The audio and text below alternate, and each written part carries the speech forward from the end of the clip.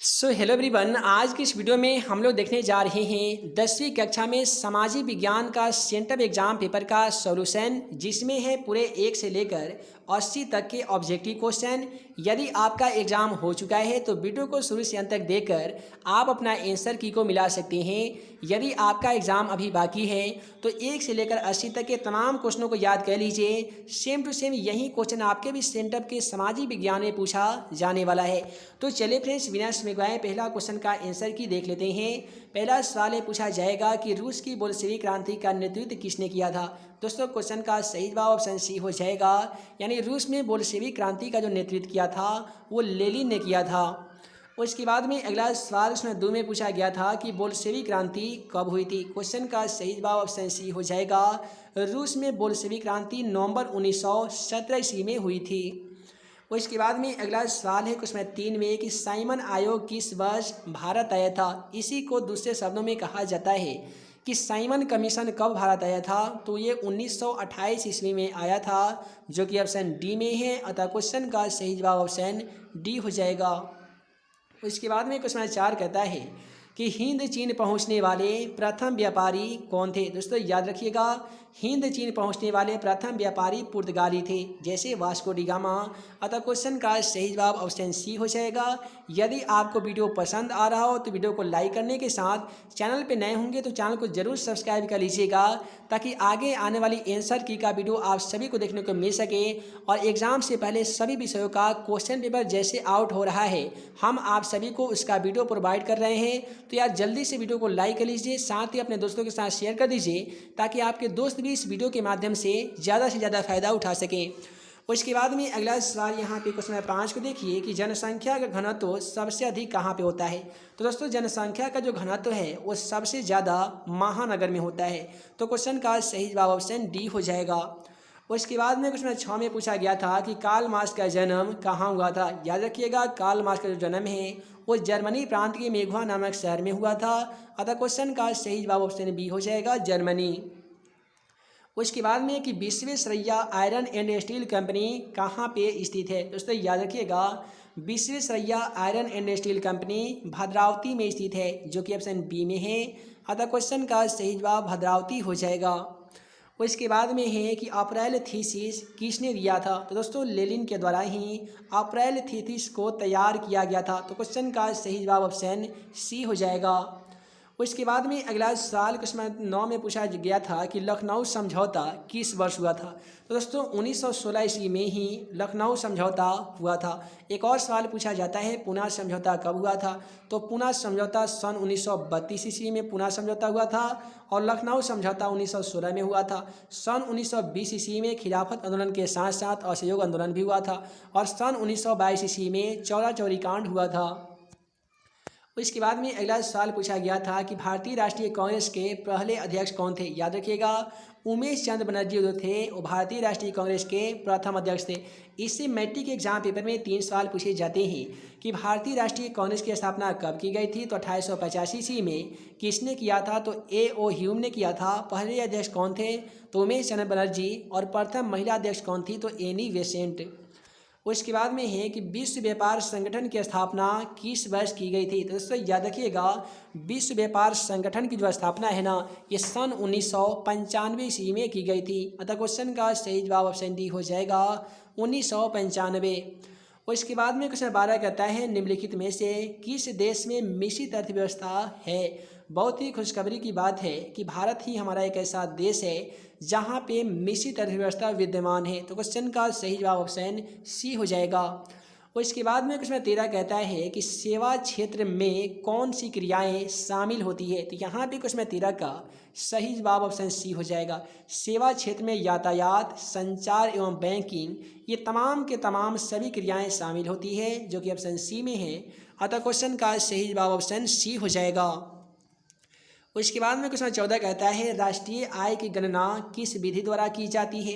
तो है दोस्तों याद रखिएगा, राष्ट्रीय आय की जो गणना है ये आय विधि, व्यय विधि, उत्पादन एवं मूल्य जोड़ विधि, ये सभी से किया जाता है। इसीलिए क्वेश्चन का सही जवाब ऑप्शन डी हो जाएगा, इनमें से सभी। उसके बाद में अगला सवाल है क्वेश्चन 15 में कि भारतीय बैंकिंग प्रणाली के शीर्ष पर है। यानी भारतीय बैंकिंग प्रणाली के शीर्ष पे कौन सा है? तो ये है रिजर्व बैंक ऑफ इंडिया, जो भारत का केंद्रीय बैंक ही माना जाता है और इसकी स्थापना सन 1935 ईस्वी में की गई थी। उसके बाद में अगला सवाल है कि भारत का वित्तीय वर्ष कौन सा है? तो दोस्तों याद रखिएगा 1 अप्रैल से 31 वर्ष का जो समय होता है वो भारत में वित्तीय वर्ष के रूप में जाना जाता है। तो क्वेश्चन 16 का सही जवाब ऑप्शन सी हो जाएगा, 1 अप्रैल से 31 मार्च तक। उसके बाद में अगला सवाल क्वेश्चन नंबर 22 को देख लीजिए। क्वेश्चन 22 कहता है काजीरंगा राष्ट्रीय उद्यान कहाँ है? तो काजीरंगा असम का एक चिड़ियाघर का नाम है जो असम में स्थित है। तो पूछा जाएगा कि काजीरंगा राष्ट्रीय उद्यान कहाँ है? तो कहिएगा असम में है। उसके बाद में है संजय गांधी जैविक उद्यान कहाँ है? काफ़ी सिंपल सवाल है। संजय गांधी जैविक उद्यान के माने तो पटना का चिड़ियाघर का नाम है संजय गांधी जैविक उद्यान, जो पटना में स्थित है। क्वेश्चन का सही जवाब ऑप्शन सी होगा, पटना।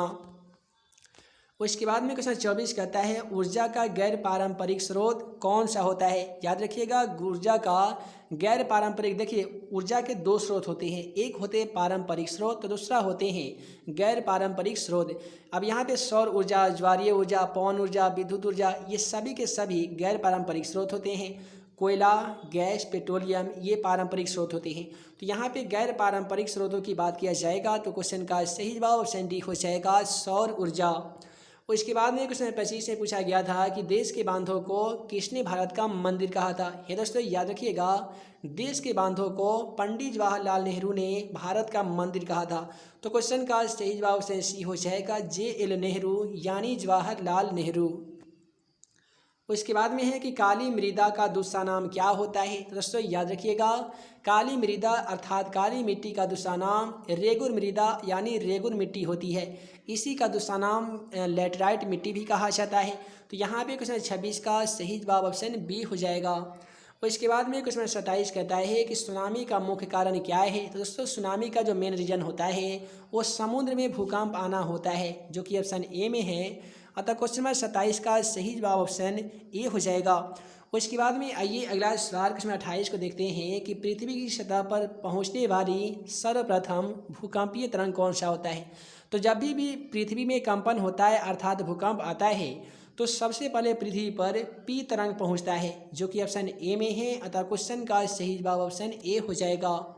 उसके बाद में क्वेश्चन 29 कहता है जलने में क्या प्राथमिक उपचार होना चाहिए? यानी कोई भी मनुष्य यदि जल जाता है तो तुरंत उसका प्राथमिक उपचार में इलाज में क्या करना चाहिए? तो पहला ऑप्शन ठंडा पानी डालना चाहिए, गर्म पानी डालना चाहिए, अस्पताल में उपचार के लिए ले जाना चाहिए, या डी में इनमें से कोई नहीं। तो जलने की स्थिति में प्राथमिक जो उपचार करना चाहिए वो ठंडा पानी डालना चाहिए। क्वेश्चन 29 का सही जवाब ऑप्शन ए हो जाएगा। उसके बाद में क्वेश्चन 30 में है कि भाखड़ा नंगल बांध किस नदी पे बना है? तो दोस्तों याद रखिएगा भाखड़ा नंगल बांध जो है वो सतलज नदी पे है, जो कि ऑप्शन सी में है। अतः क्वेश्चन का सही जवाब ऑप्शन सी हो जाएगा। उसके बाद में क्वेश्चन 31 कहता है भोपाल गैस त्रासदी में किस गैस का रिसाव हुआ था?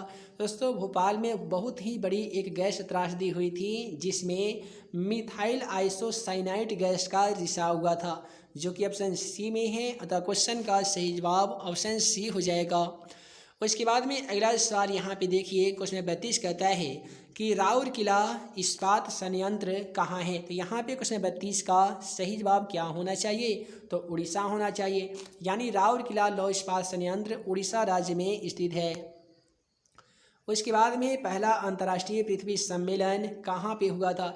ये क्वेश्चन इंटर के भी एग्ज़ाम में पूछा गया था और आपके भी एग्ज़ाम में पूछा जाएगा और पूछा भी जा चुका है कि पहला अंतर्राष्ट्रीय पृथ्वी सम्मेलन कहाँ पे हुआ था? तो रियो डी जेनेरियो में हुआ था।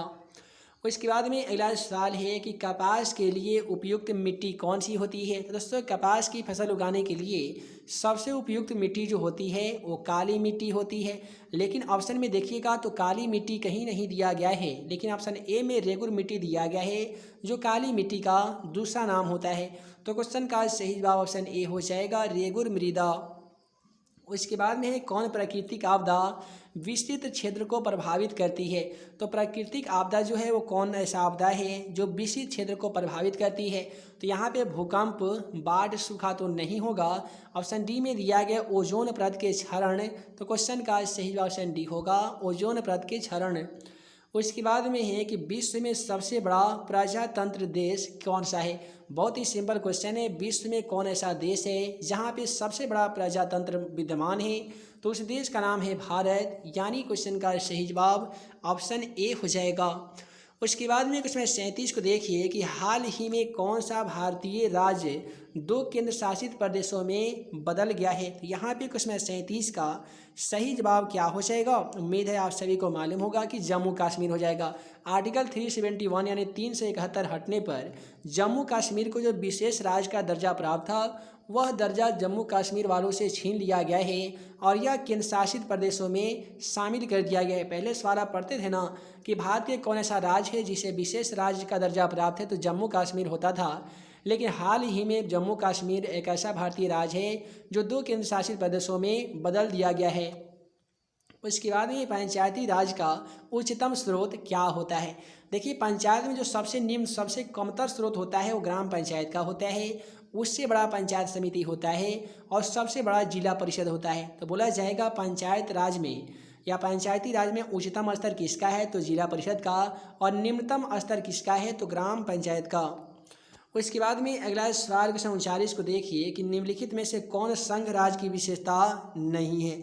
तो यहाँ पे क्वेश्चन 39 के लिए भी आपको 4 ऑप्शन मिला होगा। पहला लिखित संविधान, शक्तियों का विभाजन, एक पक्षीय विधायिका, स्वतंत्र न्यायपालिका। हालांकि इसका ऑप्शन बदल दिया गया है, इसके जगह पे आपके एग्जाम पेपर में जो एक पक्षीय विधायिका क्वेश्चन का सही जवाब होगा, लेकिन बुक में याद रखेंगे तो यहाँ पे याद रखेंगे आप कि इकहरी शासन व्यवस्था। तो इकहरी शासन व्यवस्था को ही एक पक्षीय विधायिका के रूप में भी जाना जाता है। तो क्वेश्चन 39 का सही जवाब ऑप्शन सी हो जाएगा। इसके बाद में है संपूर्ण क्रांति का नेतृत्व किसने किया था। याद रखिएगा संपूर्ण क्रांति का नेतृत्व जयप्रकाश नारायण ने किया था, जो कि ऑप्शन ए में है, अतः क्वेश्चन का सही जवाब ऑप्शन ए हो जाएगा। उसके बाद में अगला सवाल 41 को देखिए कि किस वर्ष सूचना का अधिकार एक्ट लागू हुआ था, यानी किस वर्ष सूचना का अधिकार संबंधी कानून को लागू किया गया था। तो ये सन 2005 में सूचना के अधिकार संबंधी कानून को लागू किया गया था, जो कि ऑप्शन बी में है, अतः क्वेश्चन का सही जवाब ऑप्शन बी हो जाएगा। उसके बाद में अगला सवाल क्वेश्चन 42 को देखिए कि भारत में किस प्रकार की शासन प्रणाली है। तो भारत में संघीय एवं संसदीय शासन प्रणाली है, जो कि ऑप्शन बी में है, अतः क्वेश्चन का सही जवाब ऑप्शन बी होगा।